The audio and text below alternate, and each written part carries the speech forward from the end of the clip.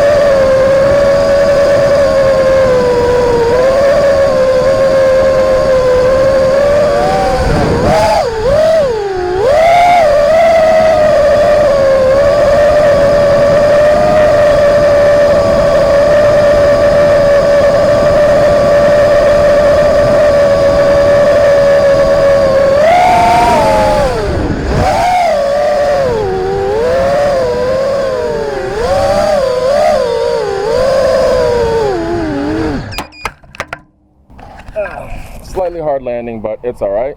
I think that was much better than yesterday. I didn't hear any of that vibration and oscillation that I heard from before from yesterday. I also increased the camera angle a little bit. It was a little slow for me. Hello. 2 of my pilots, 2 of my younger students. Anyway, yeah, so I'm pretty happy with this bird so far.